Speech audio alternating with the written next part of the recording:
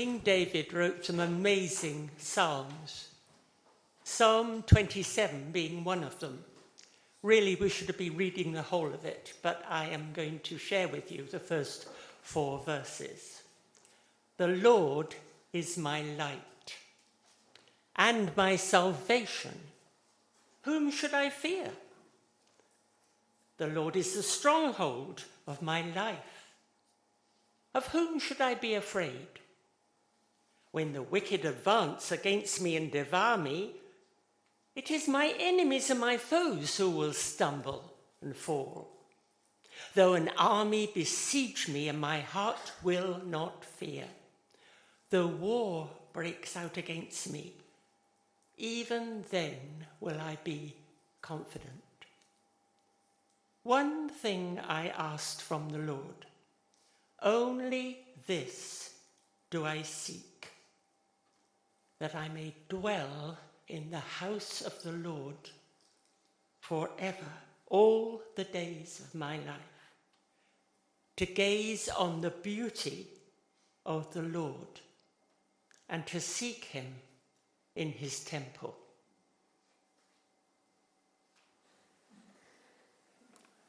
Thank you very much, Margaret.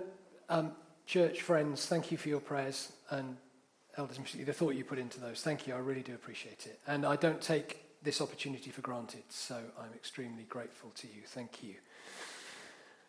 So we are thinking today, as Andy has said, about art in the life of the church. We've been thinking about our shared life together. And today, I'm very keen that the arts should form part of our life of worship together as a church. And today we are going to think about why. Anyone know who this is? Nick Cave. Yes, Nick Cave. Nick Cave's a fascinating fella. Australian-born, living in London now. He's an intelligent, articulate, creative songwriter and poet. But interestingly, his first band, The Birthday Present, were once dubbed the most violent band in the UK. Largely because they kept on getting into fights with the audience. This wasn't just the audience fighting amongst themselves, this was the band getting stuck in as well. And that kind of continued in this sort of goth rock punk phase into Nick Cave and the Bad Seeds. Fascinating character. Then a few years ago, over the course of a few years, he lost 2 of his children. One died in adolescence, falling from a cliff on the south coast of England, and the other died as an adult. And if there was ever a reason for you to get angrier, that would have been it. But instead, it pushed him, interestingly, back into church, a church that he'd been in as a child, as a choir boy. And he found himself, he says, in a church in London on one Sunday evening. And in an interview with Rowan Williams in The Times, he says, I found that I couldn't resist the ringing intensity of Christ. He talks about sitting in the sanctuary and the light shining through a stained glass window onto the crucifix at the front, dust caught in the beam of light. The beauty of the music and the choir singing, the smell of the incense. And I couldn't resist the intensity of Christ. What's interesting in hearing his story is it was beauty that drew him in. It was beauty that captivated him. When you read his songs, you read his writings, he's on a wrestling journey of doubt and faith. He doesn't own the title Christian because he finds it historically too complicated and difficult, and I kind of have some respect for that. I understand where he's coming from. But yet it is the beauty of God that has drawn him into worship. His latest album is titled Wild God. It's songs of faith in a God who is complex It's honest, it's searching, it's doubting.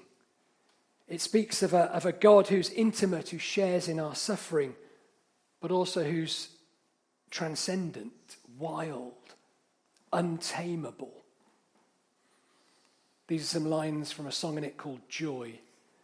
And all across the world they shout out their angry words about the end of love. Yet the stars stand above the earth, bright, triumphant metaphors of love, blinding all who care to stand and look beyond, and care to stand and look above. And I jumped up like a rabbit and I fell down to my knees. I called all around me, said, have mercy on me, please. Joy, joy, joy. I find it fascinating that it was beauty that was the catalyst for Cage's re-engagement in his faith. In ancient thought, there were three prime virtues. What was true, what is good, and what is beautiful. And they are called prime virtues because in argument they need no other justification. We seek truth because it is true. We seek goodness because it is good. And we seek beauty because it is beautiful.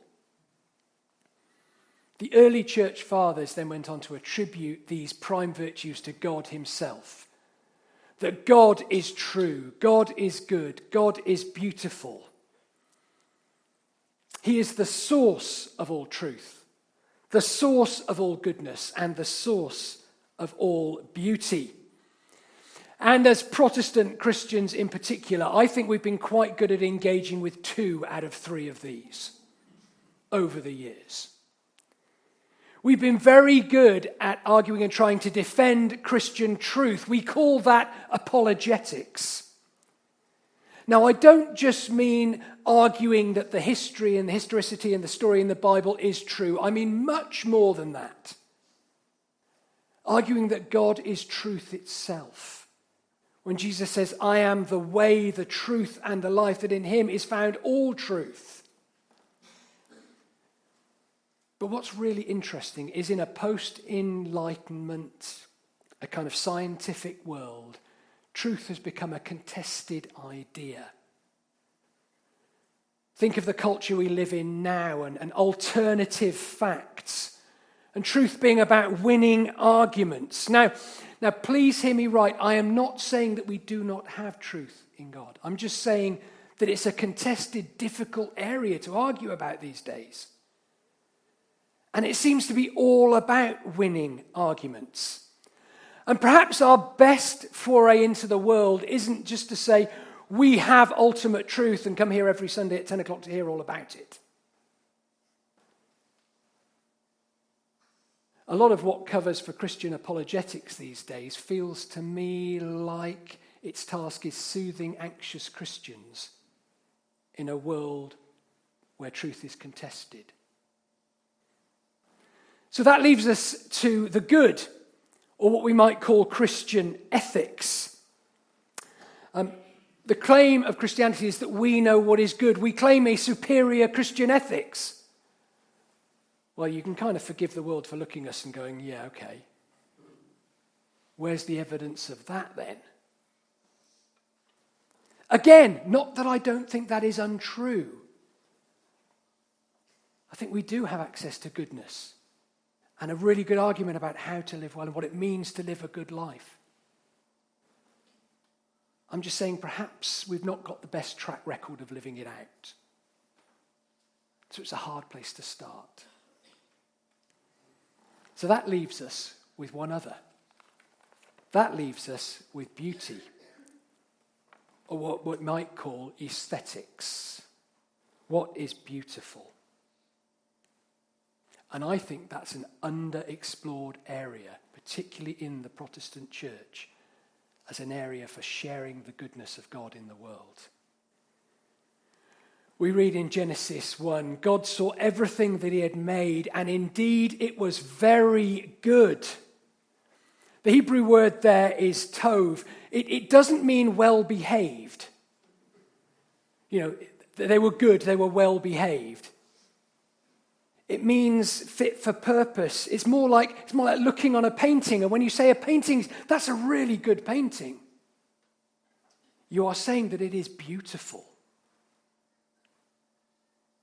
God looked upon everything that he had made, and he declared and said, that is beautiful.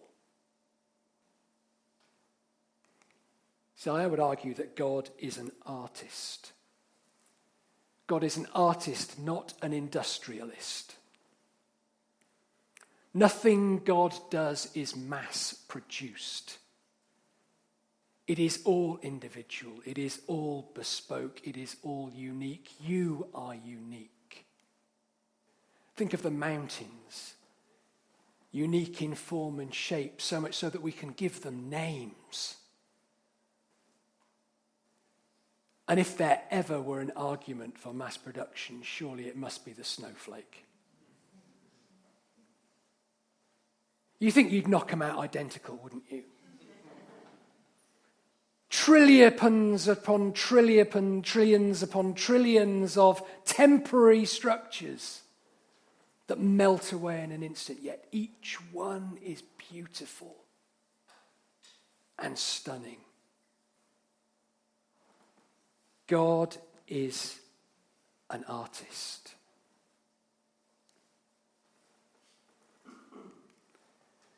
There's a quote in Don Quixote. It says this: "It is the charm and prerogative of beauty to win hearts."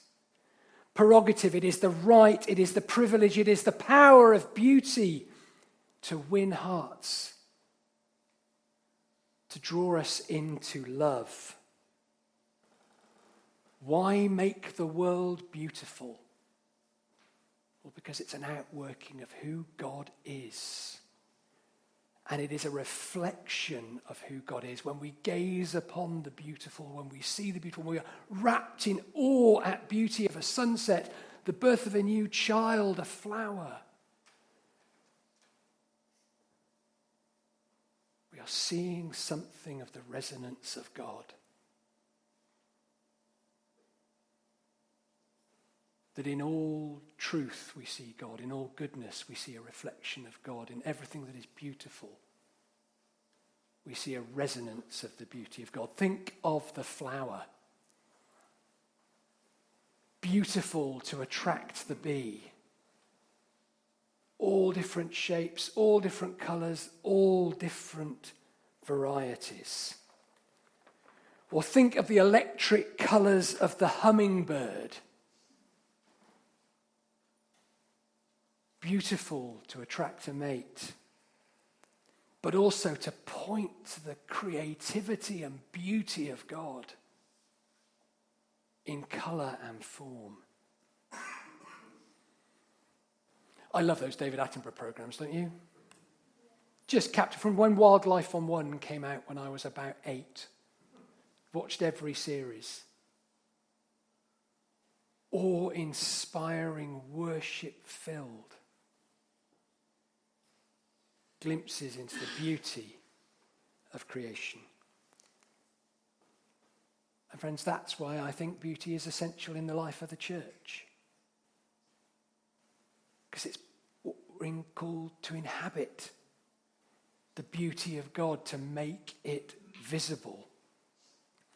One thing I've asked of the Lord, this is what I seek, to live in the house of the Lord all the days of my life, to behold the beauty of the Lord and to seek him in his temple.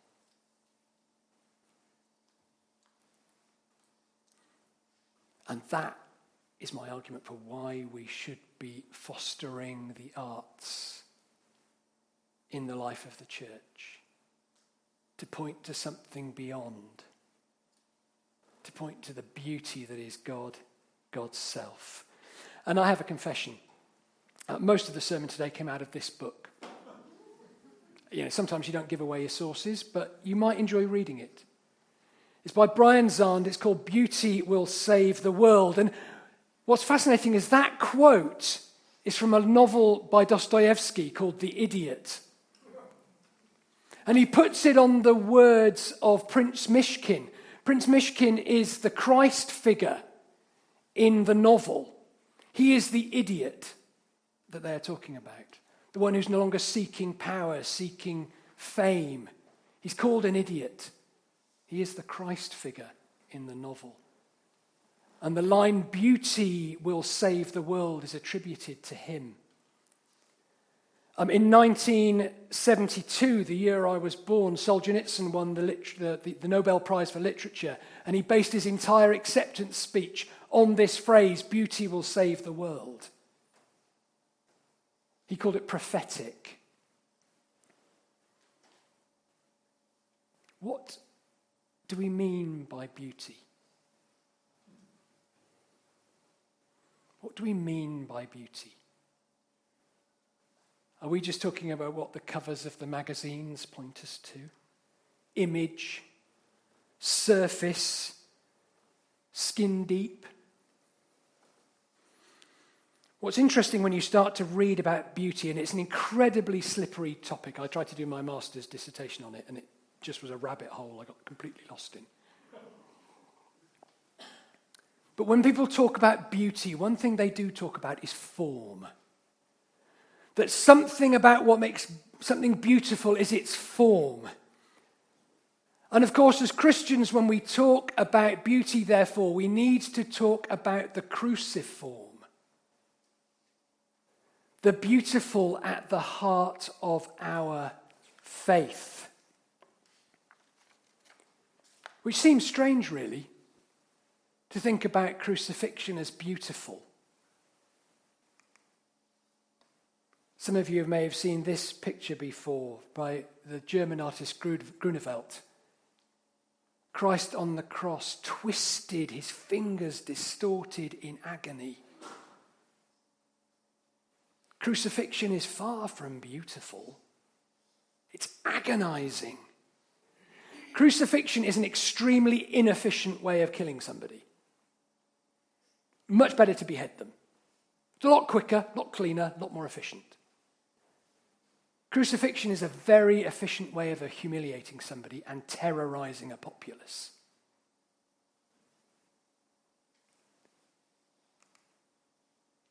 And yet on the cross, God takes all that ugliness, all that pain, all that suffering, all that sin, and transforms it. The sin of the world is sinned into him in the violence of the lashes, into the violence of the nails, in the violent words of those who mocked and abused him. And he takes that into himself and transforms it, breathing back words of forgiveness.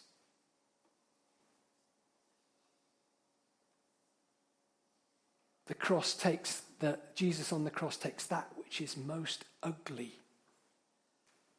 and transforms it into something that is most beautiful. I used to get a bit irritated with pictures of this Jesus like this on the cross, looking all serene as if he's asleep. I always want those sorts of images, because it's, come on. But actually the artists here are picturing the beauty. Artists are doing what artists do, using the image as metaphor to point beyond at the beauty of the event. So when we talk about beauty from a Christian tradition, we have to come to something to do with the cross. Beauty that is way more than just the surface image. Beauty that transforms, that takes that which is ugly and makes it beautiful. Because that is what God does. And it's what God will do. Revelation 21, see, I am making all things new. It's what God does. It's what God's will do. It's our great hope. And friends, we are called to participate in that. to participate in this making all things new, making all things beautiful through art, through our climate care, through music, through painting, through sewing, through caring for a woodland. They become signs of the coming kingdom, of the beauty and restoration of all things. And it is the prerogative of beauty to win hearts.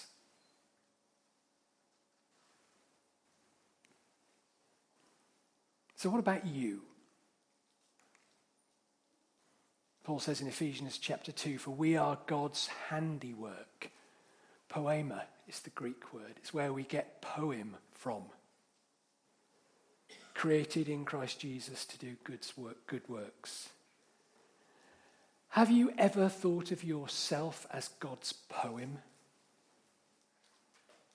God's song? God's novel written into the world?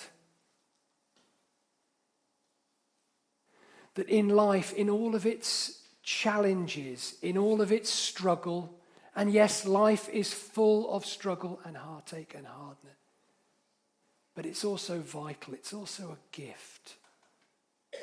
It is also beautiful. It is both of those two things at the same time. And that you are God's poem spoken into the world to live out for him. I love this reflection by Frederick Buechner. Listen to your life. See it for the fathomless mystery that it is. In the boredom and pain of it, no less than in the excitement and gladness. Touch, taste, smell your way to the holy and hidden heart of it. Because in the last analysis, all moments are key moments. And life itself is grace.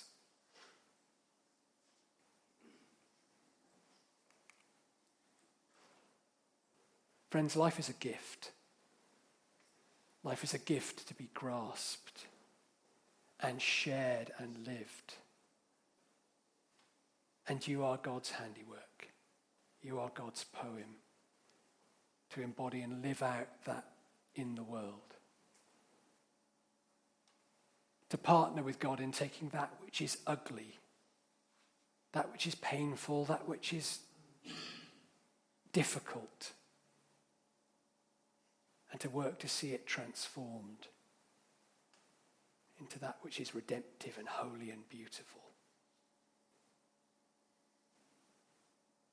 And the artists amongst you, when you pick up your paintbrush, when you pick up your soldering iron, when you dance, when you sing, when you beat your drums, you're reflecting God and God's beauty into the world. So keep going. We need you.